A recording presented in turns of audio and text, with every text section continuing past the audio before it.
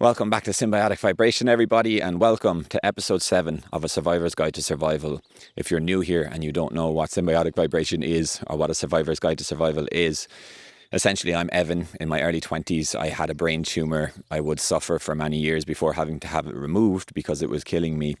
And I draw from the experience of suffering with that brain tumour, of having the surgery, of trying to recover almost 8 years ago now. So trying to recover for those 8 years. And I take that experience, what I've learned from it, some of the mistakes, some of the more beautiful things, continued research and examination of the world around me and others' experiences to try to develop a blueprint to help people who might be going through something similar.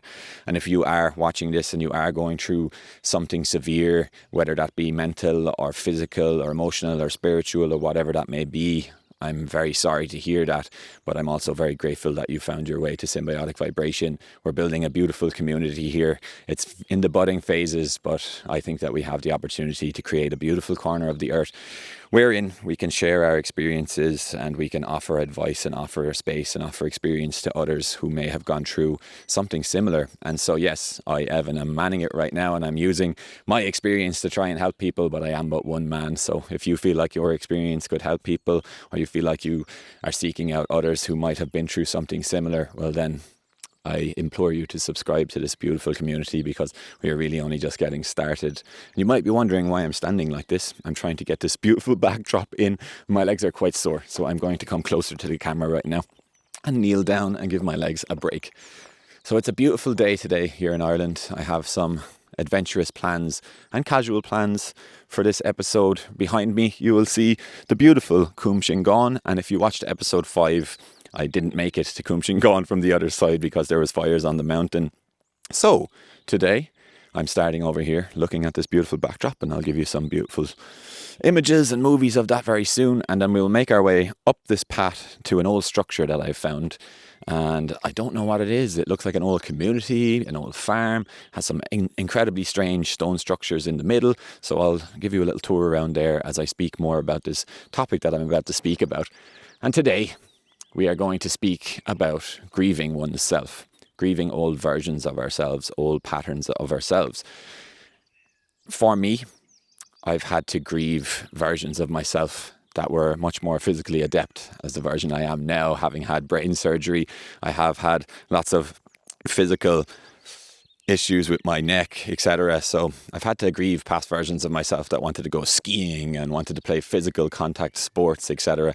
I've had to grieve versions of myself that were using chemicals to support themselves and to numb themselves and cope with existence. And yeah, I believe that grieving is often viewed as a physical manifestation of life. So we have the funerals, we have the wakes, we have the breakups.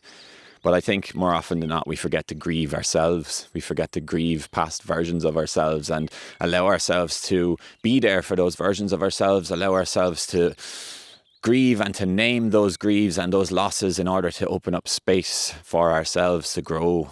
And most certainly applicable to somebody who's going through an illness, who may feel like they don't know who they are anymore and they miss old versions of themselves, or somebody who's going through recovery from addiction or going through addiction in the process of, and is fearing the loss of themselves or is missing the loss of a character that they once were when they used to use these chemicals or whatever behavioural patterns it was. And so that's what I'm going to speak about today. This has been a long intro. If you're still here, thank you. Let's get this going. I'm going to go for a little walk now. I'll show you some Cúm Shingáin beforehand. I'm going to go for a little walk and then I'll explain my experiences with grief before I bring you on a little journey over to Cúm Shingáin, and we'll talk about tips and some advice that I have for anybody that's going through something like this right now. So thank you for being here again. I love you all, and I will see you in the next cartoon.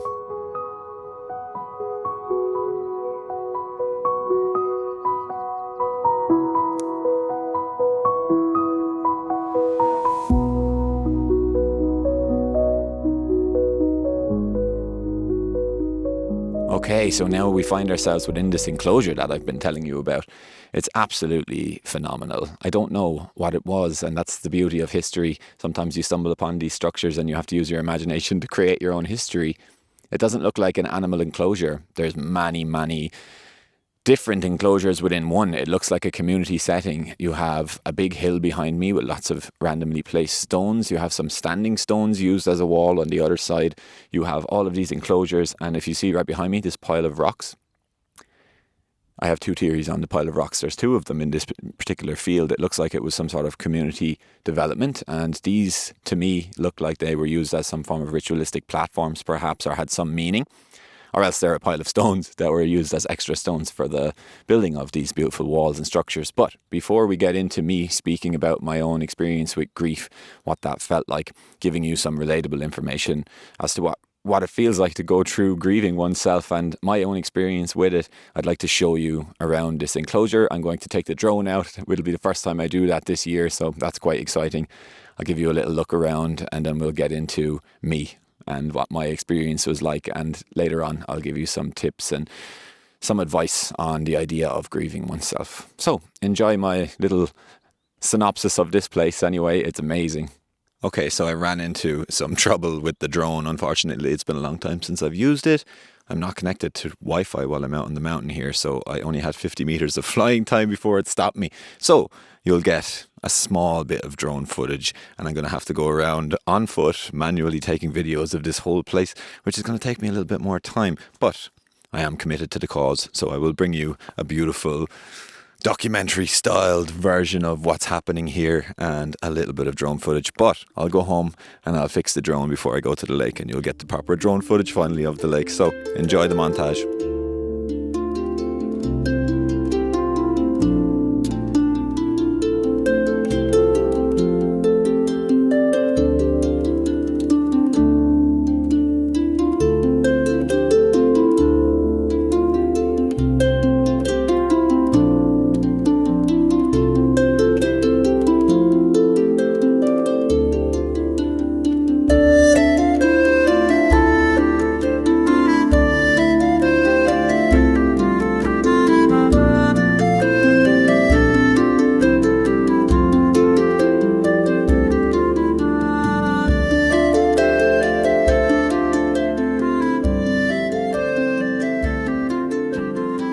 So what do you think? What do you think this could have been? I would love some advice. I would love an explanation as to what it is that I'm sitting in. Is it simply just a farm enclosure? Was it a communal setting? Are these ritualistic platforms? Are these just piles of rocks? What is this place? If you have any information or any theories, I would love to hear them. And I hope that you enjoyed my montage. I hope I did a good job editing this in an hour or two's time. And so, let's get into it. Let's get into the depths. That's why we are all here. Grief. Like I said in the introduction, I find more often than not we see grief as the funeral, the wake. There's a saying in Ireland, and I don't know if it's synonymous with many other countries, but they say grieving takes a year and a day. And I heavily disagree with that statement. I think grieving can take a lifetime sometimes. And I will get into that. So before I explain what it is that I'm talking about with regards to my own experience, I would like to talk about the idea of what that actually is, of grieving. The idea that we are storing information within our nervous systems. We are storing information within our bodies, within our minds. And if we do not tend to this energy that is stagnating sometimes, how are we to open up space for growth? How are we to open up space for new patterns and new energy to consume our lives? And so for me, I've had a brain tumour and I've had brain surgery. I've had to have my skull cut open, my trapezius muscle at the back of my neck cut open. And I've had optical nerve issues. And so I suppose my initial experience with grieving myself was happening while I was ill. Because while I was ill, I wasn't really able to experience life anywhere near what I was when I was in my early 20s before I was stricken with this illness, and I didn't have the information and the experience that I have now back then. So I wasn't allowing myself to grieve older versions of myself. I usually held more resentful energy, spiteful energy, and I was angry. I was angry that I couldn't be the fun-loving young version of myself that could go out there and party and grind and have some fun and explore the world and try to develop a future for himself. I had to sit in my room. I had to suffer, and I had to isolate because there was no one around me, and that was an extremely traumatic experience.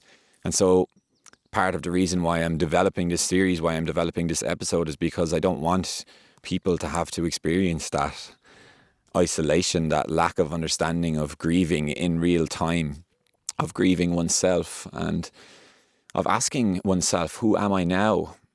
And can I honor that person? And yeah, so let's get back to my story. Obviously I went through the whole illness, and then eventually I had my tumour removed.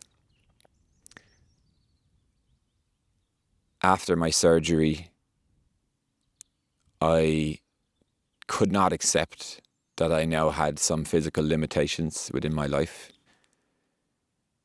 which was a very difficult thing to handle and experience. I was young still and very naive, and so obviously having had brain surgery, having had severe skull issues and neck issues and trapezoid muscle issues and optic nerve issues and mental health issues and addiction issues, I disregarded a lot of those things, and I went on a ravenous path to get back to a quote-unquote normal existence. And so once again, I disregarded a lot of medical professionals who told me not to lift heavy things, who told me not to get involved in contact sports in fear that I could kill myself or I could damage myself even more, to not get involved with drugs, stimulants, narcotics, because my brain had had enough trauma and enough injury. But I wasn't able to handle any of those experiences or emotions, and so I repressed and I suppressed everything for a very, very long time. And I don't want to go off on a tangent because I speak about this in many episodes, and if you do have any more queries with regards to my journey, feel free to comment or feel free to ask me in direct message. I will always answer as quick as I can. I also have that email, and it's in the channel description, so if you did need that too, it's there. But essentially, in terms of the grieving then, I couldn't handle the fact that I wasn't able to be the person that I used to be. I wasn't able to be the soccer player. I wasn't able to go skiing, which was a big thing. I've never gone skiing, and I could probably ski now. It's been 8 years and I feel confident. I've done a lot of physical therapy, a lot of mental health work, and all different types of work. I think I could take a slow pace on a hill right now. But back then, I couldn't go skiing. I couldn't go surfing. I couldn't play football, rugby, whatever it was I wanted to. Even back then, I wasn't even able to go for a long run without pain. And I couldn't handle that. I couldn't handle the fact that, I was in my early 20s before I became ill, and I used to love taking drugs. I used to love partying. I used to love going to nightclubs. I used to love going to all-day sessions with my friends and listening to really loud music and having loads of fun. And, post-surgery, I had to accept that, I can't do that anymore, in fear that I could literally kill myself. But I also couldn't handle that, and I went back into that. I weaned myself back into that lifestyle and that reality.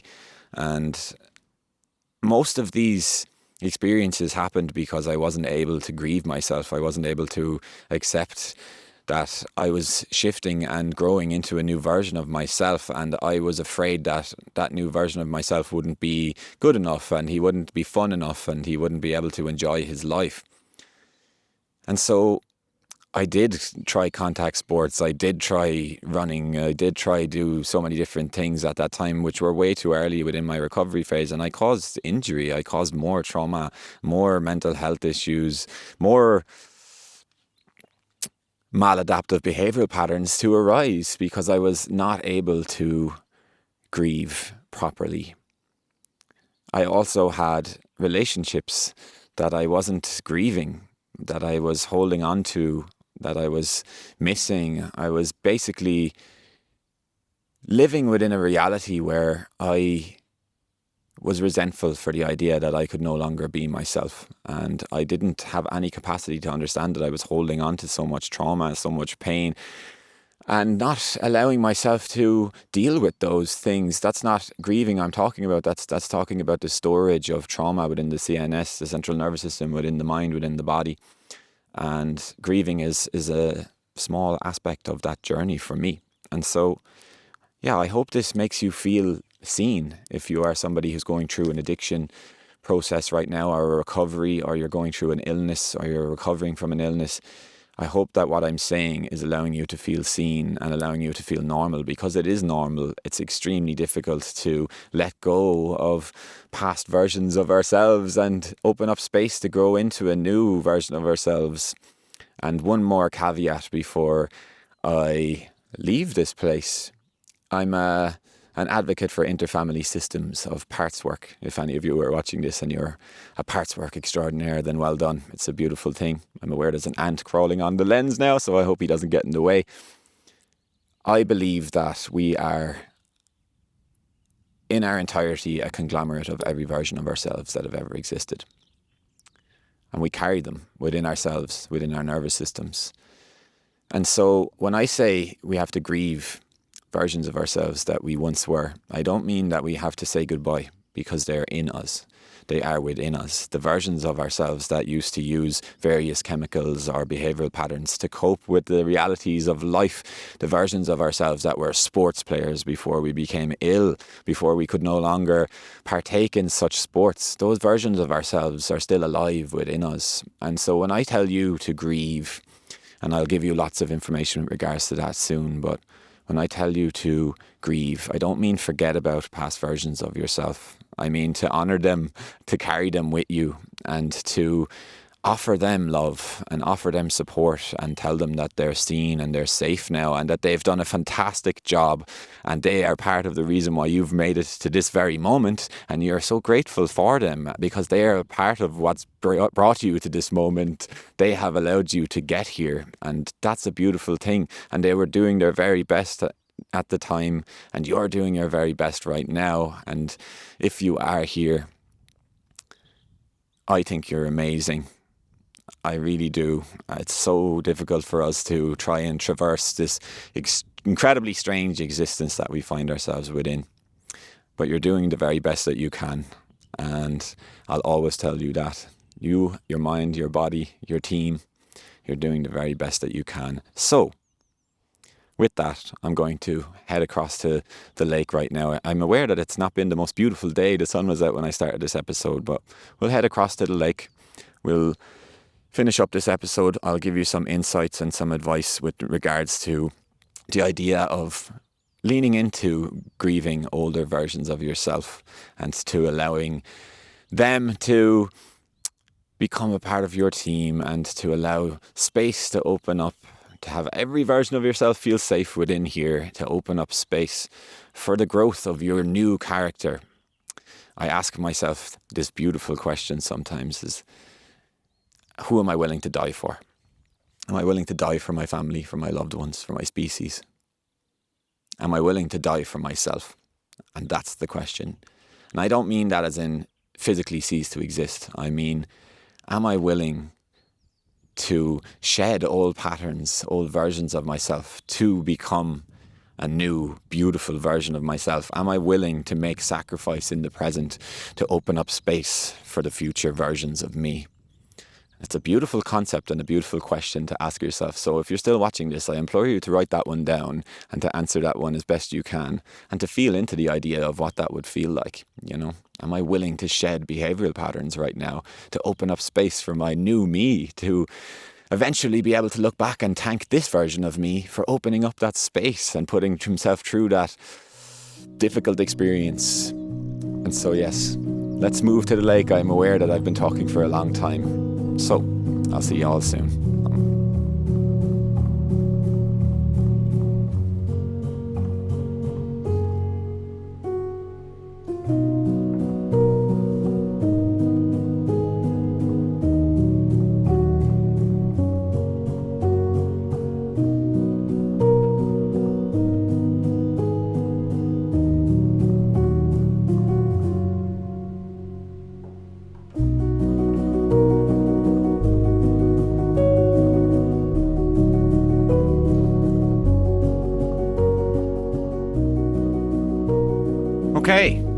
So I hope you enjoyed my lake montage.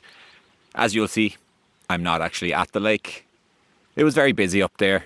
There was lots of people enjoying themselves. Other people using drones too. It was quite fun to connect, but as usual, I don't like to video myself in the vicinity of other people because it's a personal endeavour and I don't want to get in anybody's way and make anybody else feel uncomfortable. So, we find ourselves back at our trusty stream, although I have changed the angle ever so slightly. Here, I'd like to talk about ways in which I've helped myself to grieve, ways in which I think could help you to self-grieve, all different versions of yourself, whether that's an addiction, whether that's your childhood, whether that's an illness that you've been through and a past version of yourself that was much more physically adept, or whatever it may be. I think it's very important for us to honour these past versions of ourselves. I think it's very important for us to label what it is that we're feeling, to honour them and to allow them to flow through us so that we can open up space for the new us to grow, for a rebirth. And so, tip number one. Tip number one is to allow yourself permission to mourn. To give yourself the space to grieve, to mourn. And what I say by giving yourself permission, I mean giving yourself the time to do so, devoid of distraction, to take some time to yourself, come out to a stream like this where nobody else will be, wherever it is that you need to go, in your bedroom, in a journal, wherever it is, and give yourself space, give yourself time, allow yourself permission to mourn what it is that you need to mourn. Because if you don't, then you won't. And that energy will remain stagnating inside of you for a long time, and it will possibly create traumatic experiences for your nervous system over and over again, which will dictate your decisions in the future and won't allow you to grow into the new version of you, because you'll be holding on to these things that you haven't truly given yourself permission to mourn. And so it's extremely important for us, beings of beauty, to recognize that there's so many different versions of ourselves that we have not mourned, that we have not grieved, and that we are allowing to remain within us. Now, don't get me wrong, let's go back to interfamily systems. They are still in us, but what I mean is we haven't communicated with those parts. We haven't allowed ourselves to mourn them. And so, that's tip number one. Tip number two is to name the loss. And what do I mean by that? So, when we're giving ourselves time and space and permission to mourn, to supplement that time and space and permission, I believe it's extremely important for us to name each loss. And why are we naming each loss? The reason why we're doing that is so that we can map out what it is that we need to grieve, so that we can understand what it is that we need to grieve. And so we're talking about naming our losses, naming what it is that we need to grieve. So let me give you an example of what that feels like for me. I miss being a child. I miss being so innocent and naive to the world and all of its mechanisms. I miss just being able to use my imagination to create beautiful worlds to traverse around in and create, and maybe not create, but communicate with imaginary friends or whatever it is that was during my young, powerful days before I was manipulated by the world and my imagination ceased to exist for some time. I miss being drunk all the time. I miss taking cocaine. I miss it a lot. I miss being able to make the decision to just go and drink myself into oblivion and take all of the drugs I could possibly take and just float through existence without having to worry about a thing, and waking up in the morning and being young enough to not give a shit, and then going about my business as if it never happened and doing it again. I miss those days. I miss those versions of myself. I miss being in a body that I felt confident in before my brain surgery, before my brain tumour. I miss not worrying about my body. I miss just going through my days without thinking about my body. Now, my days, I have to spend tending to my body and ensuring that it feels okay, and ensuring that my nervous system feels relaxed in a parasympathetic state, because now my average state is fight or flight mode because of what's happened to me. I miss being a sports player. I miss when my body was able to do that. I miss so many different things, and those are examples of what it feels like to name your loss, to name what it is that you want to grieve, because when you name it, when you honour it, when you allow yourself permission to feel it, you're mapping out what it is that you need to grieve. And when you grieve, you're dealing and flowing those emotions in and out of you, and it's opening up space for you to grow into the future you. And that's a beautiful thing. It really is. And so, tip number 3 is to build new rituals. To build new pastimes, new rituals, new connections, new pathways. And so the reason why I say this is so that we don't just escape what it is that we're mourning. We don't just run, and we don't just bury those feelings. We transmute them. We bring new rituals into our lives, new connections, new pathways, new activities, whatever it is that we need to establish that will help us to grow into the future us. And so I can give you some examples of that again. You know, I just told you that I used to be a very fit sports player, and I can't play contact sport now. I wish I could, but I can't. And I've mourned that, and I've grieved that, and I accept that in its totality. And so now I find new things to do. I've gotten into mobility, yoga, stretching, breath work, and a myriad of other things that will replace that version of me, that allow me to be me now. And I'm perfectly okay with that.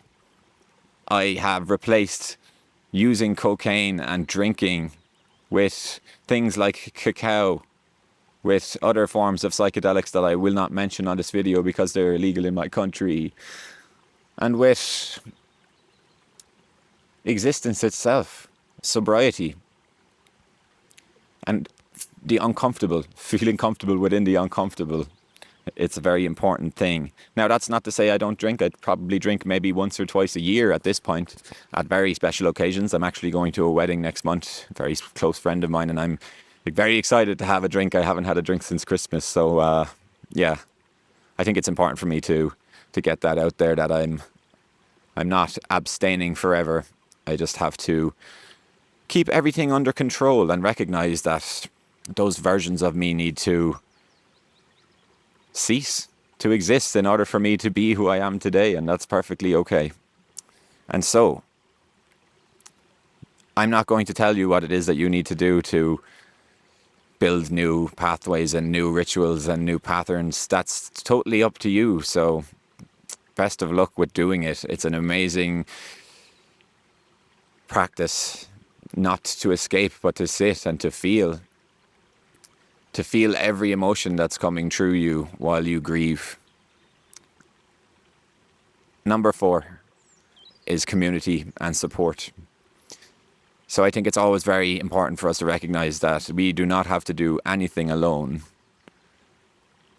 I didn't. No one does. We're pack animals. We need support. We need connection. We need community. And so if you're struggling with anything in terms of your grieving, or trying to connect with past versions of yourself, or anything in general in life, I think it's important for us to seek help.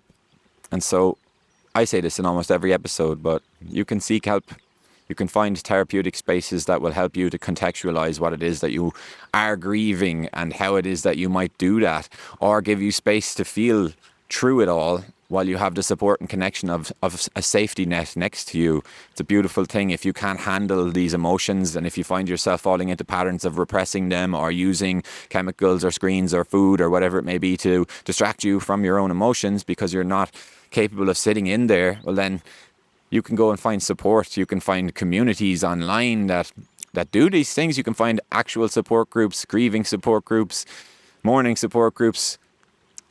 You can find just about anything to find in terms of support and community on the internet. So I'll leave that one up to you again. But also, as I said earlier, symbiotic vibration is in a budding phase, but we're building an online support network and an online community here.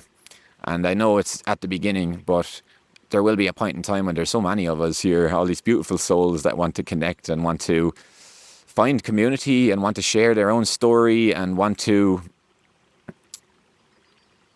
find help within a community of people that have walked on a similar path. And number 5, which is extremely important, is to have patience. You know, going back to what I said earlier with regards to in Ireland, people saying grieving takes a year and a day, it absolutely does not. So if you're Irish and you're watching this and you think, oh my God, it's been more than a year, I should have finished this by now. No, absolutely not. It's been 8 years since my surgery and I still mourn, I still grieve, I still sit in a healing room that I have at home, we'll call it the yoga space, a meditative space, and I mourn and I cry with regards to what it is that I've been through. And it's impactful, it always will be, and I need to regularly deal with my nervous system and my emotions. And so what I'm saying to you is to have some patience, to honor these emotions, to honor the process.